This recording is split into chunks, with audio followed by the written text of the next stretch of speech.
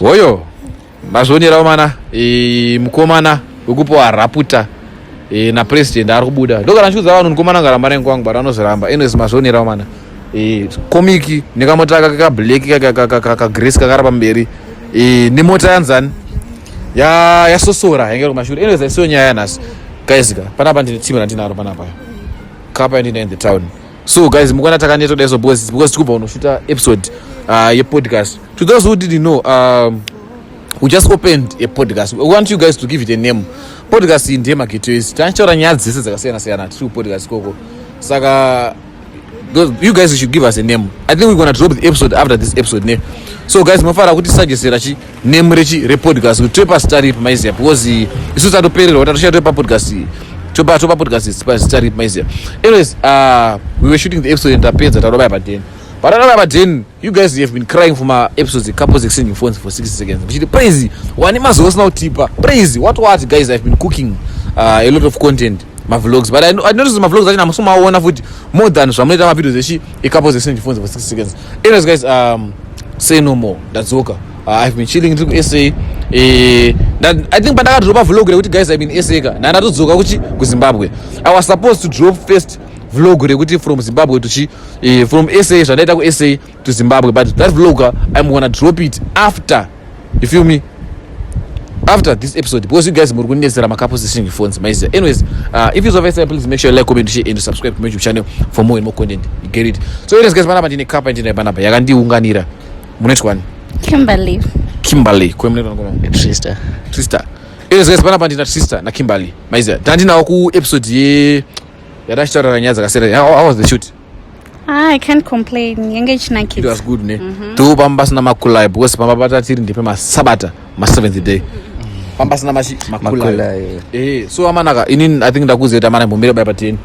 Pana ndakaona ma couples moyo wangu ndofara. Ndinonzwa ku wakambona zvinoita pu inenge mchimba. Ndoda kufada ndiri padenga pe inenge zvainoita padenga pe mvura ndoda kufada ndinonzwa kufara maize because ine rachi ma couples maize samana inini ndinoita zvakasiyana usually ndiri munhu anoita zvekutesta ma loyalty test kuchiona kuti handisi kuda kunya kutenderera nyaya kana kunya kuda kurebesa nyaya usually unoda kuona kuti imimi makatendeka here kune mudiwa wenyu amudanana naye and also nida kuona kuti imimi mudiwa wenyu makatendeka here zvakare kune mudiwa wenyu amuita sei wamuri kudanana naye naka tinozviitira izvi tinozviitira kuti tigadzise nyika because kune macouples chekutanga asina kufitana vari kudanana for different reasons kune vanhu vari kudanana kuti uyu ane mari maiziva kuita vamwe vanhu kutongodanana kuti uyu ane magadziko naka kuita maproblems ekuti vasikana vari kwanisa kupa vanhu mwoyo vari kuda magadziko exactly zviri kuitika izvozvo saka also imimi muri vanhu vanonga vachida mari and stuff and then you know zvinhu zviri kuitika mastreets saka tinozva tichida kucheka panapa tichida kuita find out kuti rudo rechokwadi kana kuti kungotorwa mari maiziva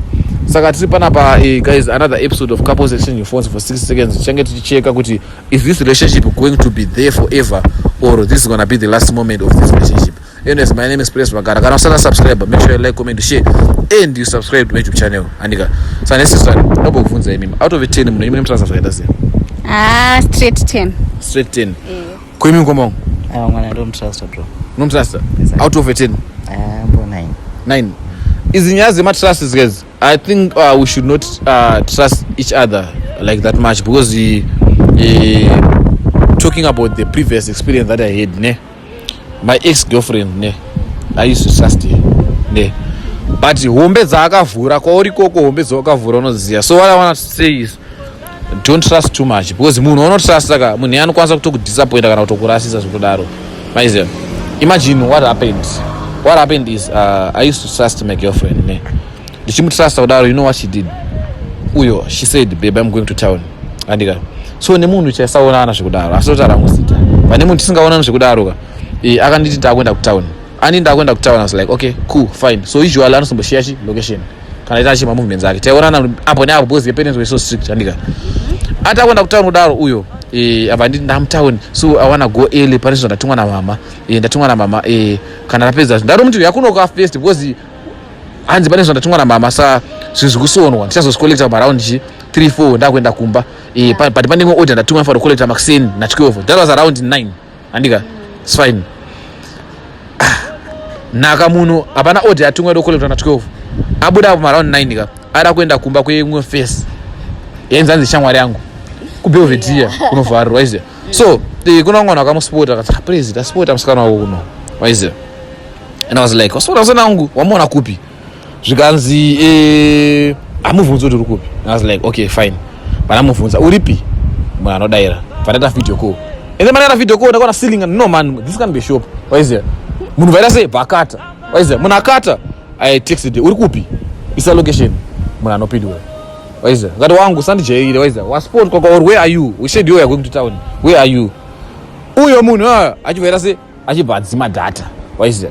Vana unoti no man now something is off waiziya. I started texting chimuisa message share live location ana amutisa isa live location dream town angu isa message dream town batanga kurekota sei kudaira nawo manje inini ndoita kusotikana ndane ashama enda mwana achinijairire munhu ari kuita sei waiziya. Akuzozoka last time I don't have to blame on me. Ndakuzo ndiri town this and that ndatumwa ma orders chichi blah blah blah fine vandasotikana vanamblock. I blocked him mangwana ndingo summarize nyaya nchita shit kama zora full story guys I will tell you. Ndazoka papa mangwana achona uyo musikana antexta ndaudotara chokwadi okay tawara fine tawara chokwadi where were you.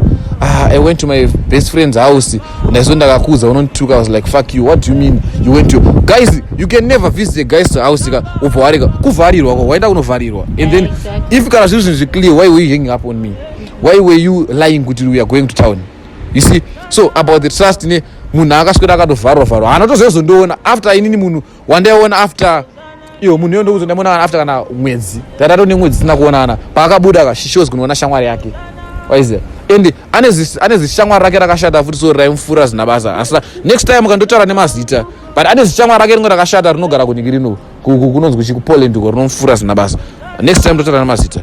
Anyways that's what happened. What I do it's just like a short summary of what happened. Don't over trust girls.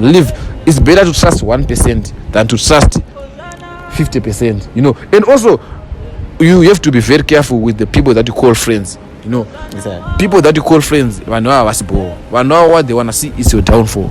You feel me? There's no a friend that will be ever happy for you. Can open a relationship. We swap in a relationship in the type I don't think what they are.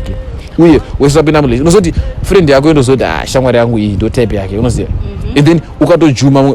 Unaweza askana mo juma kutoka yeah. Ukato juma mkomana anzora chomi. Uyu munhu aishuota aripo here nemuweza kana kuti munhu angoyozofada waiziya. So friends they are the most enemies. Amusingazivi kuti vanhu are the enemies of progress. So you know she was getting influence from her friends. The praise this and that. Okay, I want to say a lot of. But if you guys want the full story, I will give you the. I'm just giving you the gist here because as now kunyakurebesa panapa tiri panapa nekuburikidza nelove yenyu.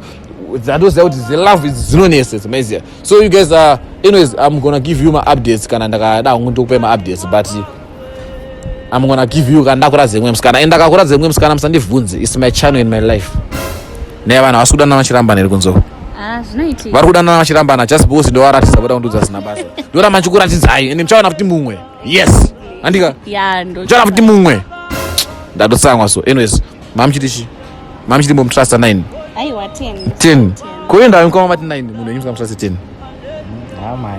hauzotrasta munhu 10 okay guys mashinzwira hanzi hauzotrasta munhu 10 chichakati kuti mudemvesa aingoshow love yandakaona kuti ndoi appreciate kunonzi kushow love kubhadhara mutero here wemari kana kuita sei aiwa kunonzi kushow love. You were showing love in what way? How what kind of love was he showing and how was he showing it?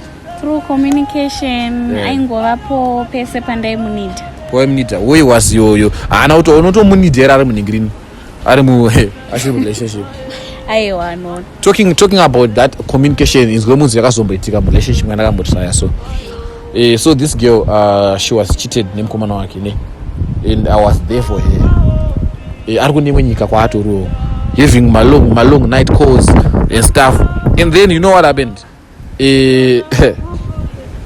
after ndamuhilisa munhu akadzokera kune mufesi wake you know. So sometimes be very careful. Zvamwari guys yazanitaura dzinotoitika dzakatomboitika tapedza kuhilisa munhu the whole week having sleepless night because ari kune imwe nyika uko kune matime differences you feel me akadzokera kune mufesi wake waiziya and then vabva varuzononesana futi tivatambodzokerana futi tazokerana futi zvakaitika uzoti akaita sei akaita sei akaramba futi achara naex ake pana munzoko wagwana ex awa zvikanzi iwo why are you so invested munyaya dzangu naex wangu after all is just an ex and ndakabva ndanzonizo iwewo guys never approach a girl uchizonzi adondowari unozorambana nemufeso wako handiripo adondowari chichichika wakanzwa mufeso ikudaro kachingozoti kana atiwo mufeso wako ibva watokata naex so she refused to cut her ex and I moved on with my life. That's what happened. Anyways, Mati, I could show you love. Zviri kuitika guys. Kumkoma kushakira kuti mude munhu chi. Nemwana ngachengonakira chingona masters. Mengonakira nemwana.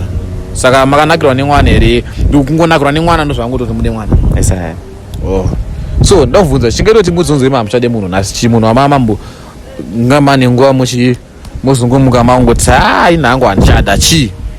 Obviously handingangomuke ndichingoti handichade munhu but chingeti urambe munhu wangu chimbofambizana naye aimanga ari chiponda moyo chiususu chemoyo wako chi.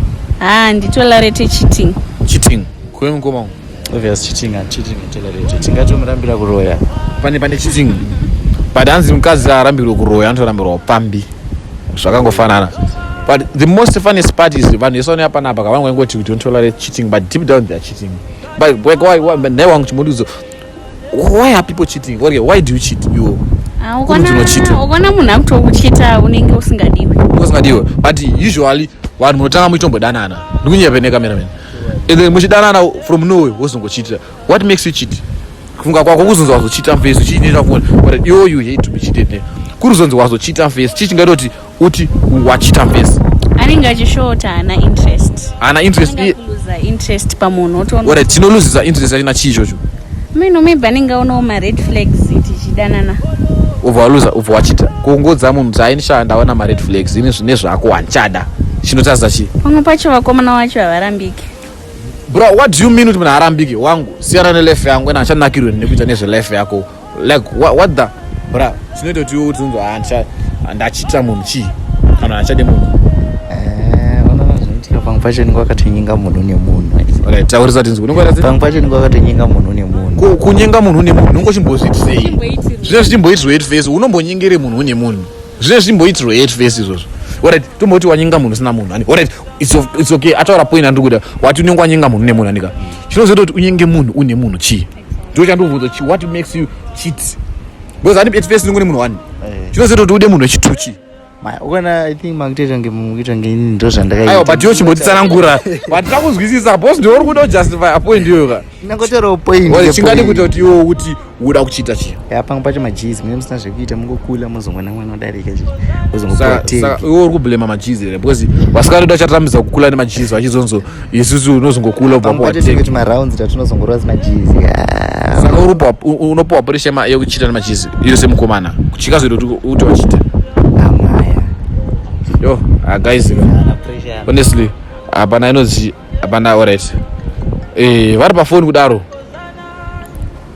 kwamusodaira tozondaira later ana tiri okay bolato bo handiti anyways guys tiri panyaya dzecheating idzodzoka I think it's better kuti usatamise time yemwana wevanhu than guys anyways ndakutowanza nyaya tikumbira kuti tiite couple zesemifonzi for 6 seconds let's start with the phone tione kuti zvinopera sei iri kupi iri Manbag nemotora tiri panapa guys takamirira kuti nyaya dzifambe zvichiitika zvichidai so tinoda kuti couple zisenye phones for 6 seconds tione kuti sisi havasi kuchiita here and then bhuti havasi kuchiita here and zviri kubva kupi zvichienda kupi zvakananga kupi so usually vanhu vanoudza kuti nditore mafoni evanhu vese handika ndatora mafoni evanhu vese ndachiti chioyi iyi yemunhu wenyu handitika because hanzi nevanhu vari kudhilita zvinhu ndikunyaya pene cameraman hanzi vanhu vari kudhilita zvinhu saka zvandoitaka ndichakupai makeywords ekuti vanhu vanochita makeywords ekutanga tonongoti mongoseta kana kuti I love you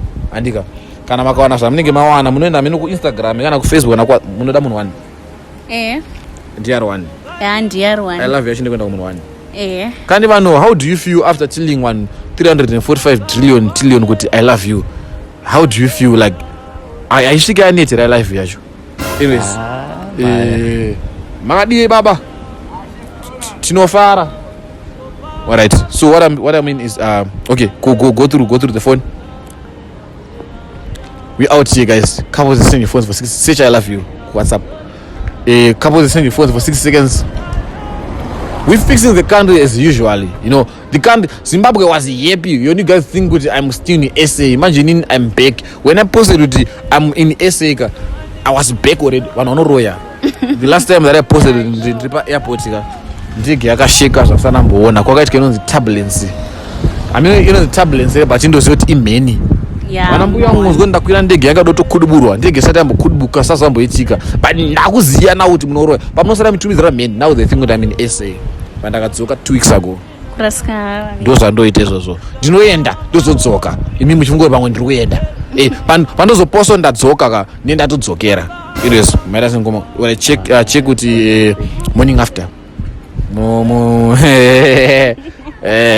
fadza madzimai alright anyways musauraya vana chipo chinobva kuna Mwari kana mangoita siyai vana vakadaro haikona kuuraya vana andika moshanda mapenisi alright guys anyways kana mashaya mongosicha kuti ndakutokanganwa nyaya yekugasa seta maepisodes aya cameraman taisenya tichiziya news guys ndagarisa sina kubreka relationships yo ndagarisa yo ndapera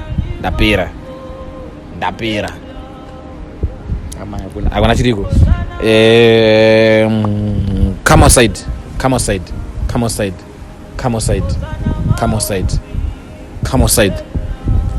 abana sechai munodezwa nechirungu kana uya panze uya pahle muri mudevele momzi alright awa inatiri chimbosecha kana bhoso emoji rebhoso rere kana emoji rezvakasiyana maimoji amunotumira naye muchiti baby munyanga imuhoni timbosecha awa timbona abati mashona wedzi ari fani imagine ezvenzi imuhoni nishona imunyanga ndiri nyanga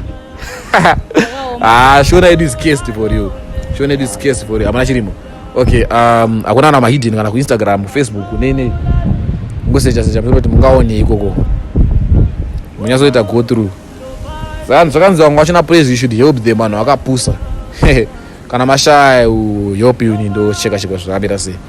Anyways guys, it's happening here. Couples exchanging phones for 6 seconds. We out here and we going through the phone. And you got Timbonos no perase.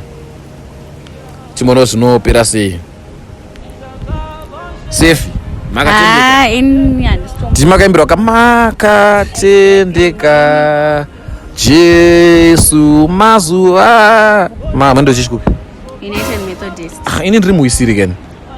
But zvinonzi United Methodist vakazobva muwisiri nekuda ukuru. Munoziva kuti yaJohn Wisiri ndo yakatanga isusu mawisiri isusu. Ndizvo saka why muchienda kuchechi yechi2 yekutanga iripo. Zvatakangokura zviripo zvatakadaura. United Methodist ese mufanira kungobatana Methodist moita one wisiri topfeka tese mabhatya matsvuku. Muchauya ka serere zvekuvhura united and united what, let's be united together and come back to John Wisiri yedu yatajaira vaiziya tonamata Mwari mumwe chete, Mwari waAbrahama, Isaka naJacob.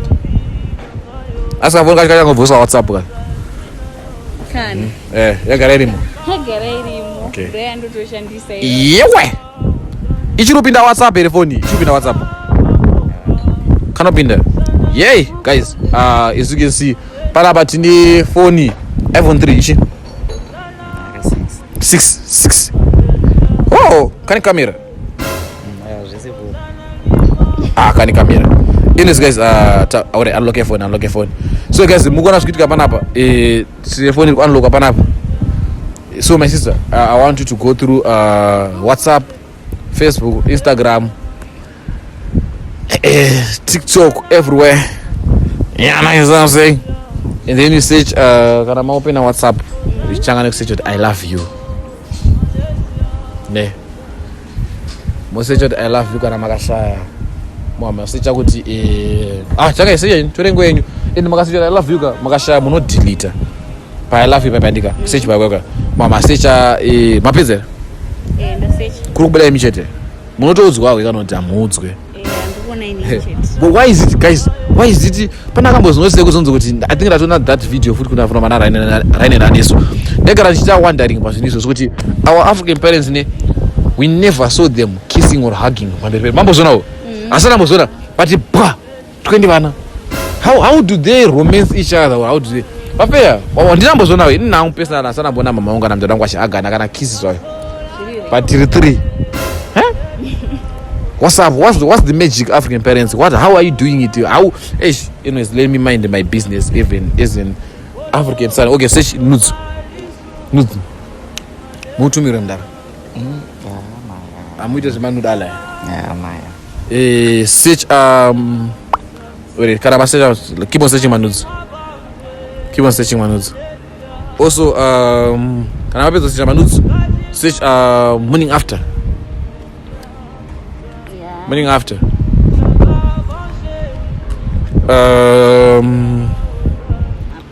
Pama morning after. Manuds abanjiripo.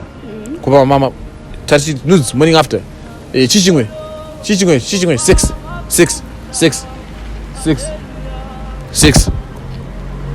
Obvious. Nyate 6. 6. Msaka ngane honi nyanga. Kale yangu achidi kamu ya huya. Amu enzi.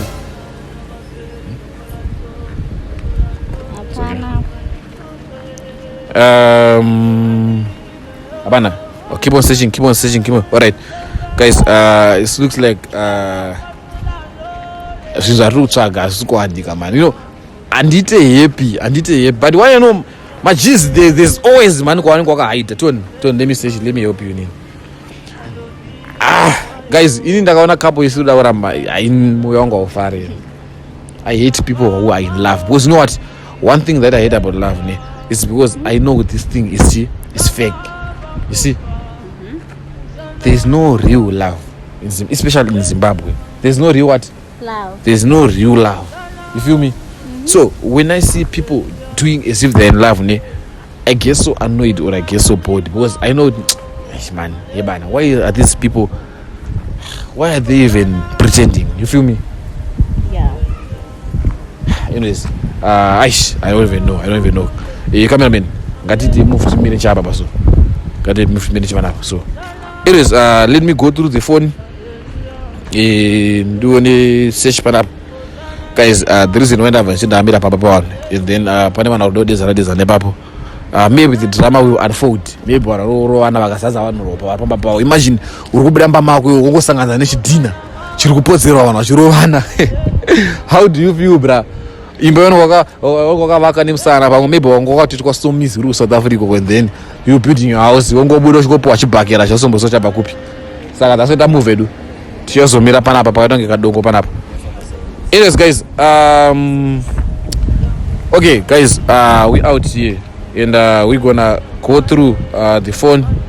Okay, muda delete them there. All delete it. All delete it. So guys, get to check it out of something say. Check it out of something say. I'm so delete them there.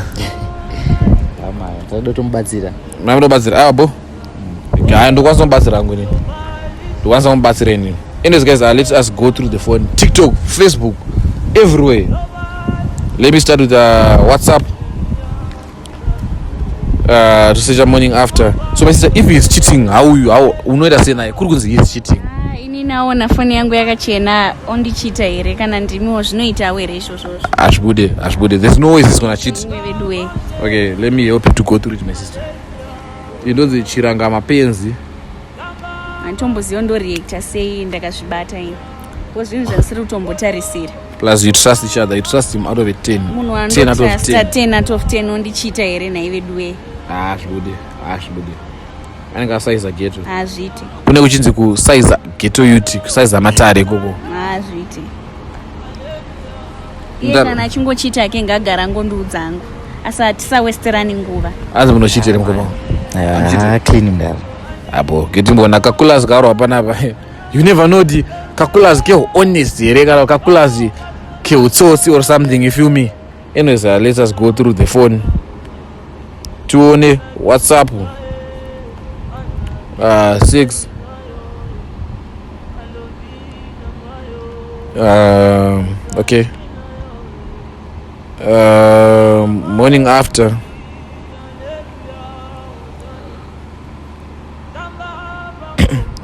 Murushanse kana sumbona morning after or something. What are you guys using? I'm not seeing my morning after. Can you say condoms maybe? Amuna kuti. Autoite. Boss guys, it's so weird with you. Phone machina. Amuna kana chine chebonde chaunongo chiwana phone. What I know is guys either bade bane WhatsApp H2 or something. Maybe bane WhatsApp H2 or something. Tiana kufona futhi. Phone ngekuringa. Face so. Asiri yambo phone ro kamkata. Face wako amusiku move around marzi wane mda. My didn't face band choneza pakati. Aneta mari yake. Endeza let's check and go through it one. Muri nechiko chake chanongoramba chifonera munhu muchirume anti kana wamufonera afonerwa wakamukata pekutanga uchazomufonera here ichenge tori emergency. What's the emergency ngomo? Ndine sin rakira ndinaro. Kana mukomana asi muri drip. Muri drip. Zvifamba sei? Lepazi yakasiya pateni pabo. Muri drip kana muchinde sin rakira nari asi kana matura kana gamende kana kuti butsu dzari kukutera ipozi munhu muri mafaro zonya do tsoma somo ngamira mendeso. Nama akatipa lepas pateni saka anamutotona yanhasi. Pakuzoikolekta. anongoramba achifona here. Vakadaka laptop yake. Asi munhu anongoramba achifona here. Anoziva kuti hauwanike here masikati anaye. Nanamutotona sindiripo. Alright, anyways, we can't fight over men.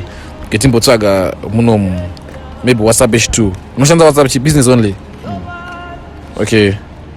Let's keep on searching for business only. Ana best here in Vezo.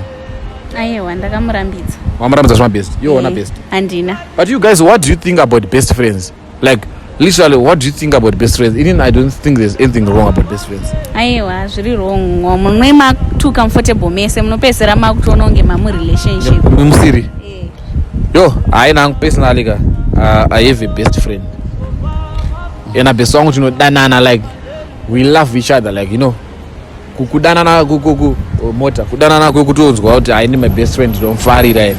And my girlfriend akatomboda zamotombo ndimisa kuti usaite best but one thing that I notice ne kwanda kuti zvinhu kufambira relationship you should get a best friend. If you get a best your best friend should be more beautiful than your girlfriend. Why is that? Girls vanosaiza girls risaiza daroka. If your best friend is more beautiful than your current girl, I'm telling you, you'll be respected. She will always be a threat. I'm telling you.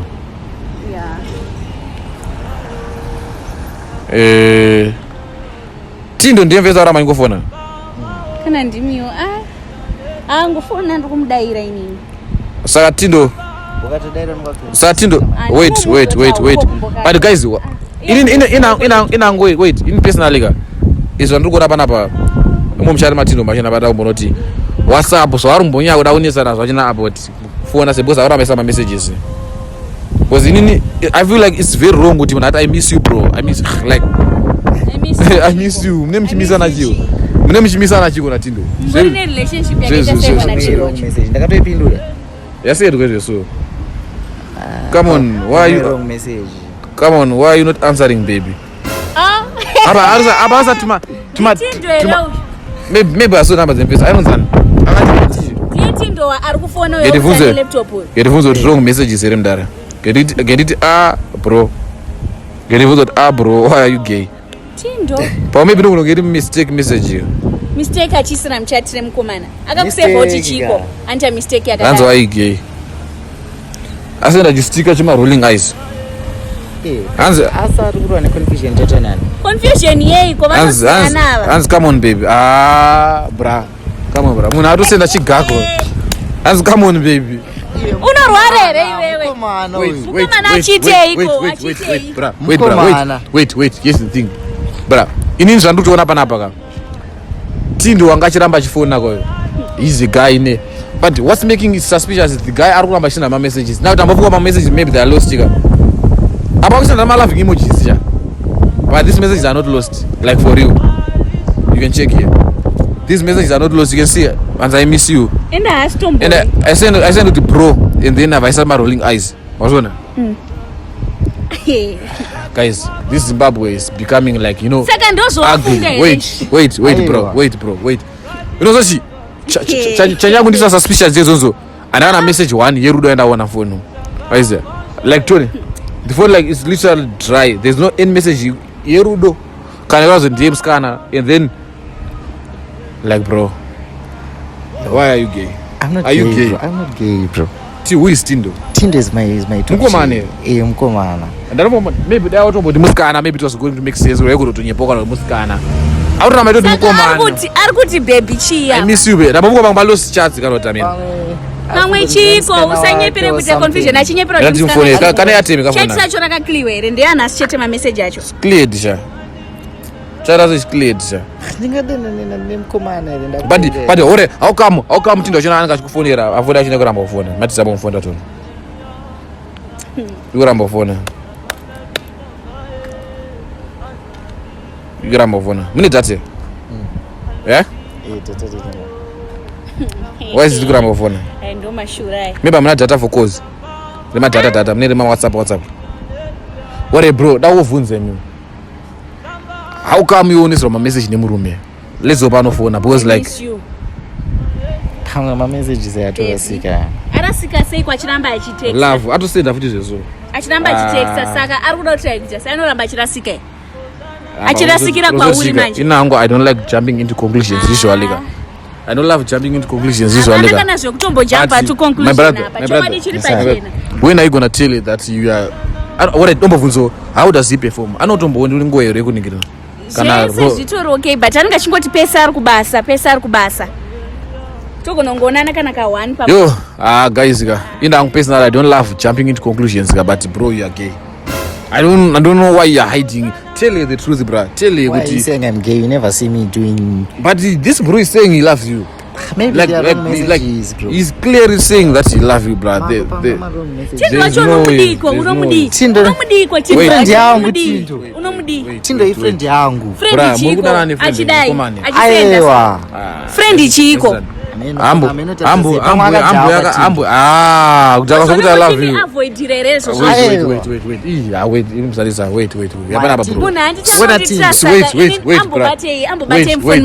Wait. No so the most painful part ndiye kuchitwa nemurume. Apo vasikana vapera here. Wait. Danga mkazi wedu was going to be better, you know. Danga mkazi was going to be better. Ne bro, why are you cheating on him? Ona Tindo base apatana ma pictures kana yokutira zoti this nigga don't msrangu anti uru clear saka this nigga don't msrangu wedu guys this nigga don't msrangu wedu guys tumaone pikano clear chat nacho aisikuona ameno taita phone yake pale aisikuona guys try to call John guys. You know, it's so painful. It's so painful. Imagine being cheated with the same gender.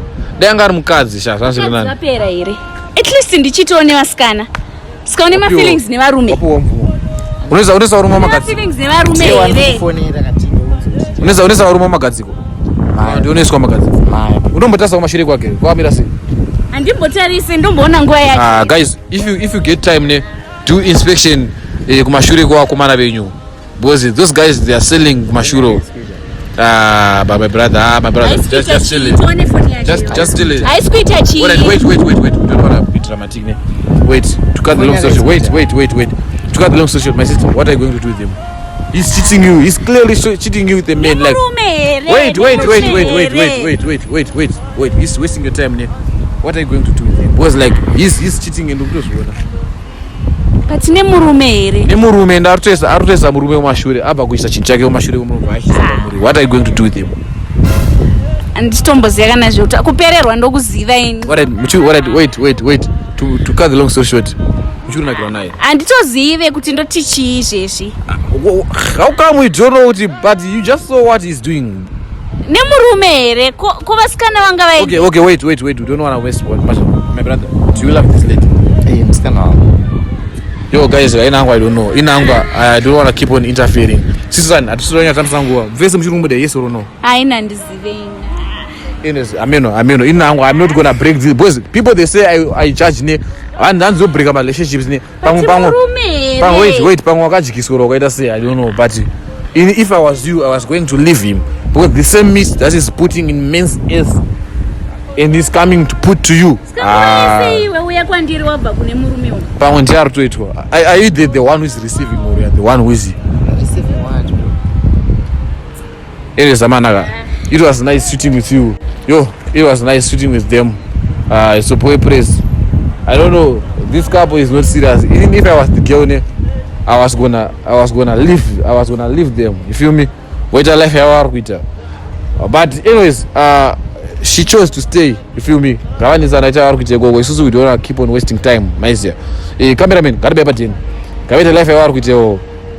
Guys, keep on doing inspection kuvakomana venyu.